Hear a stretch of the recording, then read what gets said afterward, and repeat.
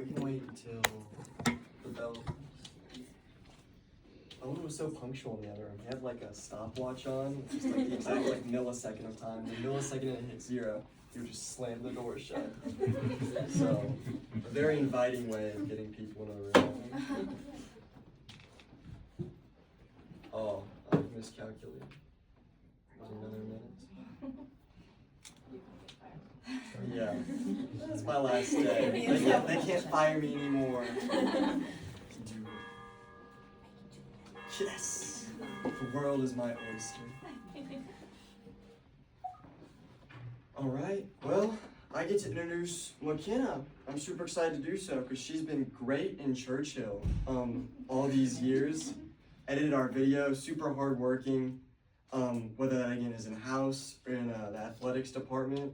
So I'm just really excited to see what she has to say, and let's give it up for Makena.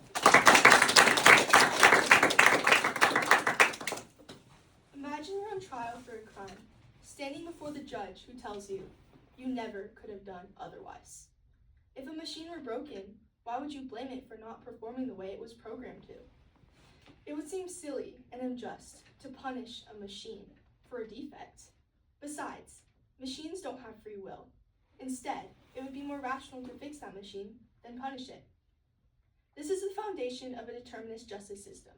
Since all of our actions are simply a result of our upbringing, presented beliefs, and the neurodeterministic processes in our brains, much like a machine's programming, how can we rely on free will if it's not proof?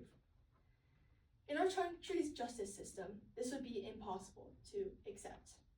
We are held upon the fact that we actually could have done otherwise, because we have the free will allowing us to. Free will, defined by Jonathan Edwards, is the power of or source in the mind, which it is capable of choosing. An act of the will is an act of choosing or choice. Despite the claims of determinism, the ability to be held accountable for one's actions at all points to the fact that humans do have free will. It also leans upon the fact that our actions are not reducible to the deterministic processes in our brains. Materialists argue that every action is the cause of deterministic laws, and therefore free will cannot exist. In 1983, neurophysiologist Benjamin Libet decided to test free will by conducting an experiment, observing the behavior of these so-called macrodeterministic laws. He crafted an experiment with the controls of 1, no external control of the subject, and 2, the subject should feel that they wanted to do it on their own initiatives. Subjects were asked to flex or make a movement of the wrist randomly and whenever they wished. The subjects were asked to do this within the interval of 30 seconds, and he used electromyography, or EMG, to record the readiness potential electrical signals in the brain, which he labeled RP, a specific electrical charge. To determine the subject's first awareness of wish to act, Libet built a special clock, asking subjects to make a wrist movement whenever they wished, and report the dot's location on the clock. The total run included the data for both the readiness potential and the awareness of the subject's wrist movement. 2 readiness potentials were recorded. The first, RP1, reports of some pre-planning, which occurred first, and the second, RP2, reports of random acts lacking pre-planning. The awareness to act occurred last, closest to the movement itself. Initially, the data seemed to point to everything being determined by the brain, but Libet asked if there remains any role for conscious will. Noticing the interval between the awareness and movement itself, despite following the readiness potential, he inferred an opportunity for conscious will to interfere with the result. He decided to test this possibility by asking subjects to veto this intention to act. With this veto, the readiness potential still rose as before, but the action was canceled, placing this conscious veto at about halfway between the awareness and the movement itself. Knowing that the brain had electrical signals pertaining to the random wrist movement, does that mean that the veto also has an unconscious origin? EMG reports revealed that the free choice itself, whether to lift the wrist or not, lacked any evidence of new brain activity. Even though there was brain activity before the action, action. The final decision was independent of these. By asking the subjects to veto the intention to act, the readiness potential still rose, but action was completely canceled, proving not really a free will, but a free won't. Leibniz concludes that the role of conscious will would be then not to initiate a voluntary act, but rather to control whether the act takes place. We may view the unconscious initiatives for voluntary acts as bubbling up in the brain. The conscious will then selects which of these initiatives may go forward to an action and which to veto or abort. This applies to the fact that we have the ability to exercise free will in our everyday actions. While we are not necessarily in control of what happens around us and these so-called urges presented in our brains, we have the option to veto them. In simpler words, we have the ability to act on something and the ability not to act on something. In his conclusion, Leibniz brings out how most of the 10 Commandments are do not orders, such as, thou shalt not have gods before me, thou shalt not take the name of thy Lord, thy God in vain, thou shalt not kill, thou shalt not commit adultery, thou shalt not steal, thou shalt not bear false witness against thy neighbor, thou shalt not covet thy neighbor's wife, and thou shalt not covet thy neighbor's goods. So 8 of them. This would be the correct way to use our free won'ts, as a facility and proof of free will can be used and by which virtue should be exercised. But as Christians, we know that we can only be made right or virtuous through Christ. Leibniz argues that one has the ability whether or not to act on those urges, yet this does not account for the first awareness of which to act. In the Sermon on the Mount, Jesus says that, you have heard it was said, you shall not commit adultery. But I tell you, anyone who looks at a woman lustfully has already committed adultery with her in his heart. This is where the problem occurs. Though this defeats the deterministic argument against free will, it does not mean the will itself is free. Regarding any unacceptable urge to act, even if no act occurs, we have still sinned. Hence, we are plagued with original sin. God gave us the choice between life and death, and it is his will that we chose life, or choose life. Adam chose death, was corrupted by sin, and lost his free will to choose life. This corruption is fused into our very nature, and we are bound by original sin. Affirmed by Romans, which says, for I know nothing good dwells in me, that is, in my flesh. For I have the desire to do what is right, but not the ability to carry it out. For I do not do the good I want, but the evil I do not want is what I keep on doing. Now if I do what I do not want, it is no longer I who do it, but sin that dwells in me. Because we have freed wills, and that is through Jesus, the new Adam, Jesus replies, and I tell you the truth, everyone who sins is a slave to sin. A slave is not a permanent member of the family, but a son is part of the family forever. So if the Son sets you free, you are truly free. Jesus is the perfect human, and we are all subhuman because of our sinful nature, which has diminished our free humanity and our ability to choose. It has taken away the very powers we received through creation and made us weak and enslaved. In Christ, we have been restored and freed. As children of God, sin no longer defines us. We are no longer bound to our sinful nature, and we are now able to act of free will. We are all held accountable for our actions, but no amount of following the laws will make us right. In Romans 3, Paul writes, for no one can ever be made right with God by doing what the law commands. The law simply shows how sinful we are. We were made right through Christ by abiding in him and by our faith in him. Because we are freed, we now have the choice to choose life and actually fulfill his commands. Verse 31 says, well then, if we emphasize faith, does this mean that we can forget about the law? No, of course not. In fact, only when we have faith do we truly fulfill the law. We can only truly fulfill the law through Jesus because he is the one who fulfills the law, and he is the one who sets us free. In John 8, Jesus said to the people who believed in him, If you are truly my disciples, you will remain faithful to my teachings, and you will know the truth, and the truth will set you free. Contrary to free will, philosophical determinism argues that events are completely determined according to laws of nature out of necessity, and therefore we cannot have free will. Spinoza says that in the mind, there's no absolute or free will, but the mind is determined to will this or that by a cause which is determined by another, and again by another, so on to infinity. He argues that though we feel free, every thought and every action and every choice is determined by previous events. Like a chain reaction, we do not choose our beliefs or ideas, we only affirm them because they're presented to us.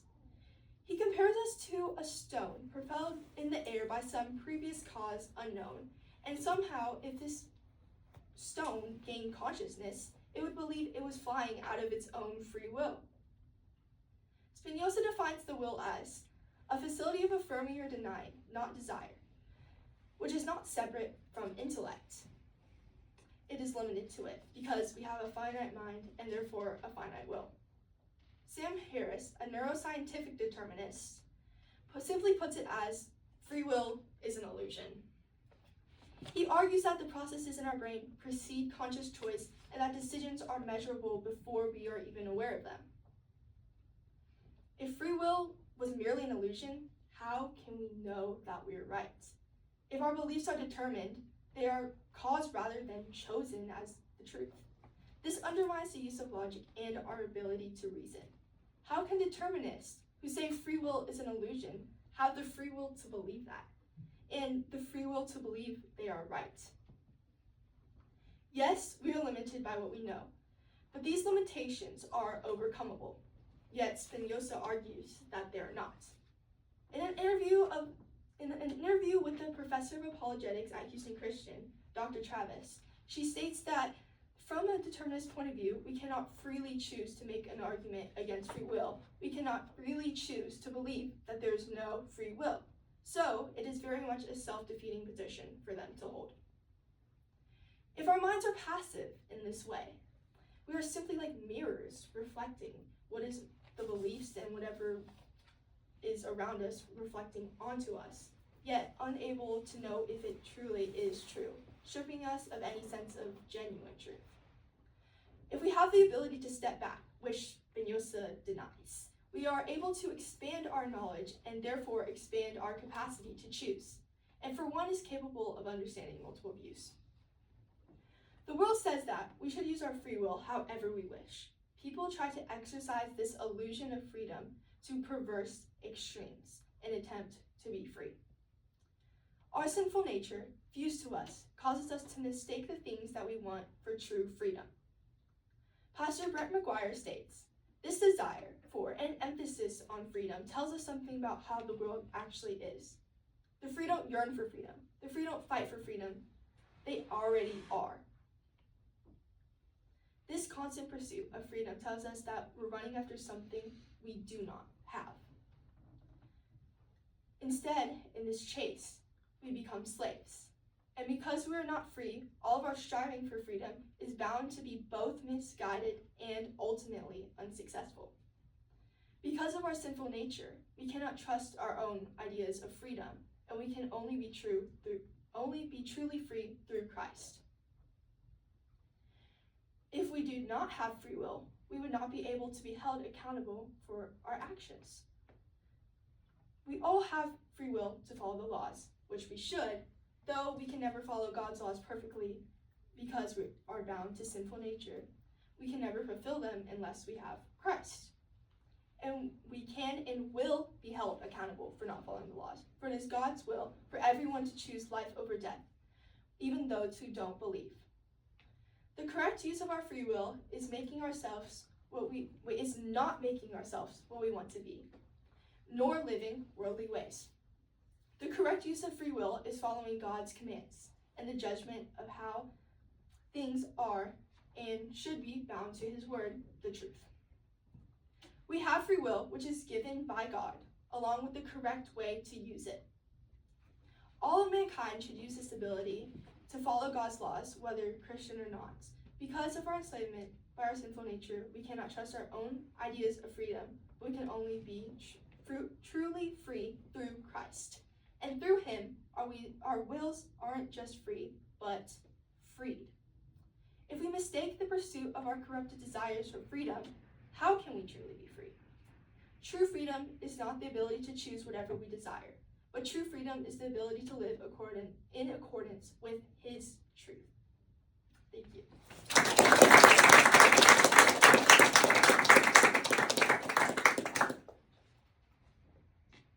What would you choose this topic? I chose this topic. I actually changed my topic halfway through. I needed something for my neurotio, so I found this study because it seemed interesting. A lot of people did a story, but that didn't really seem interesting to me, so I picked the study and I couldn't stop thinking about it over winter break. So I just decided to change my capstone to free will. What do you think caused the widow if there was no electrical signal from it? I think that's like a really good argument for the immaterial soul and how it connects to the brain. While you were studying, what was the most interesting part to you? I really liked seeing both sides of the argument of like determinism, because I actually had a lot of trouble finding points against free will because like I so firmly believed in it. So it also kind of made me upset the way they were setting it, but I realized it's because they weren't bound to the same truth we are. So it was interesting to see the truth that they were bound to or lack of. I hope that answered it.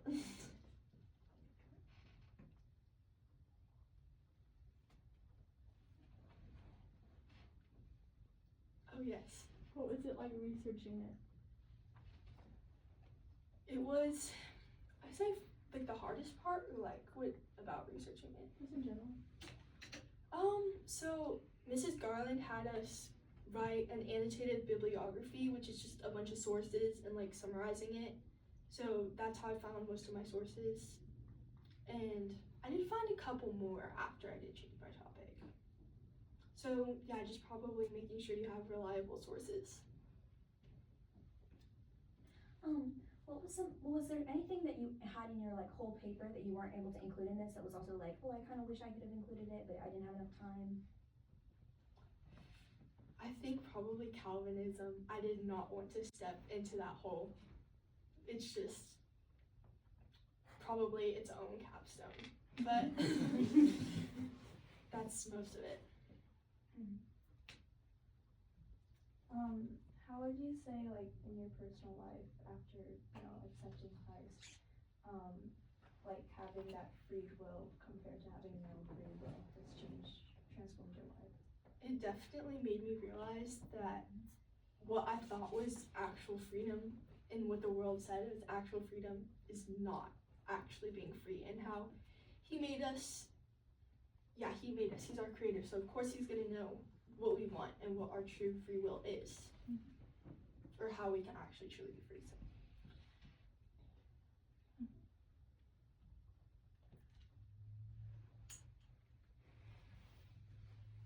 So would you say that like from your experience like reading the Bible, would you say that like guides you towards a conclusion where it's like we have free will? Like that's what I was kind of getting. For sure. Like just realize like how broken we are and how much we're in need of God to actually have free will.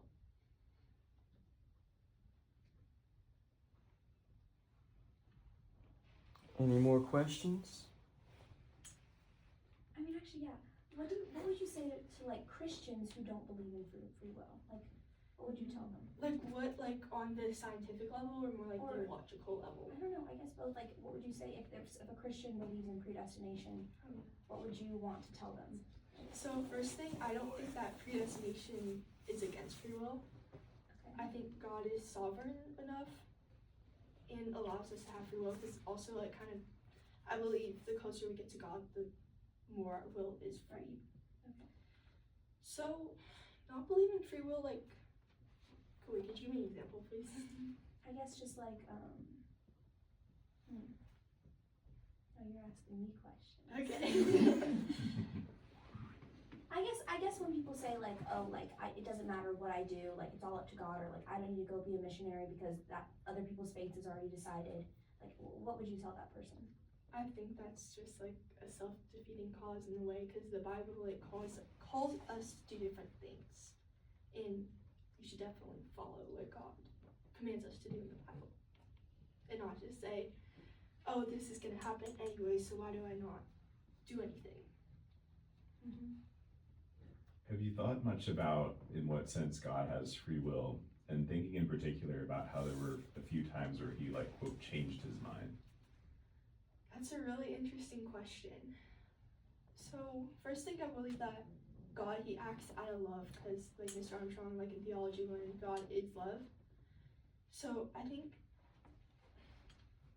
do you have another example too, like where he changed his mind? Yeah, so like he's up on the mountain and then he tells Moses like, here's all the bad stuff these people are doing, I'm gonna kill them. And then Moses like talks to him and he's like, no, please don't, like you remember we're your chosen people, like how's that gonna look for you?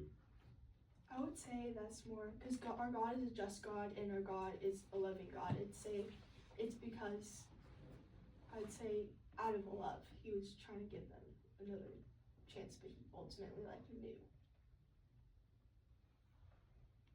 So do you think he changed his mind? Oh.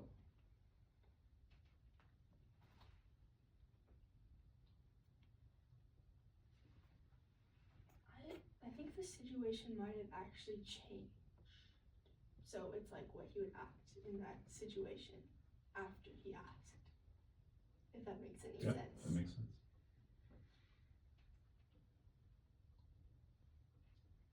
Do you think free will is something that can grow?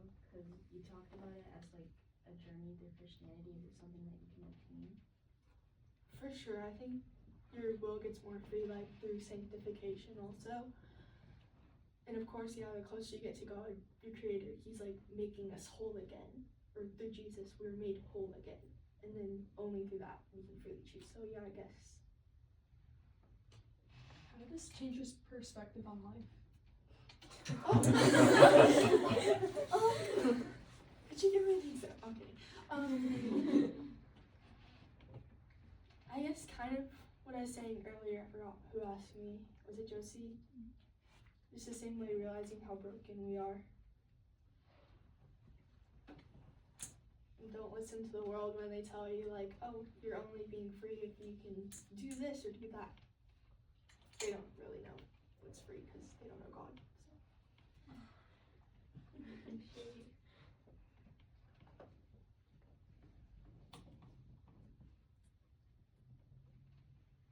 What's the greatest thing you've learned from researching this topic?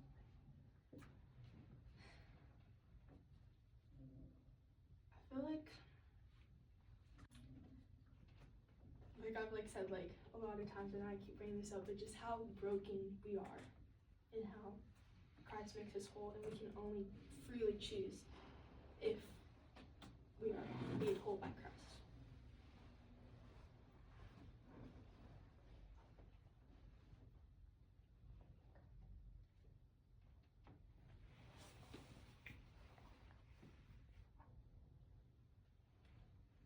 If you had to pick a verse in the Bible to summarize your presentation, what would you say it would be? Let me look at what I have real quick. I put quite a few good ones in here.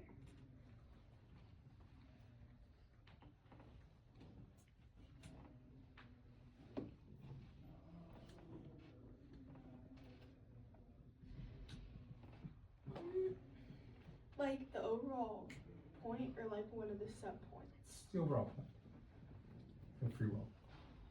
I'm pretty sure where did I write it?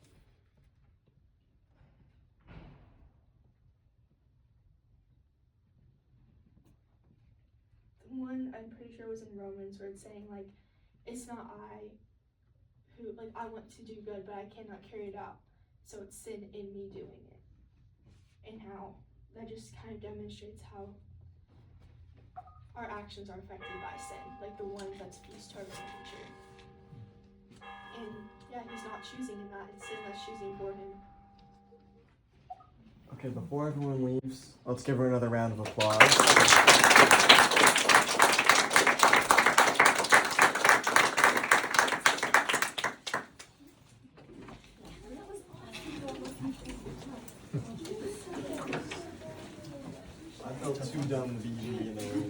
Good deal.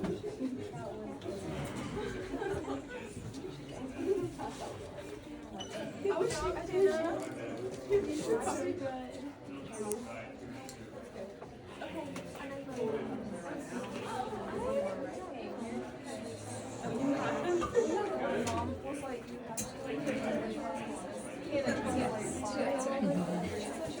Oh, are you doing it? It's nice. It's 5 stars. Yeah. I did cross that line. Yeah. Right, exactly. That was really good. I think I want to go see something.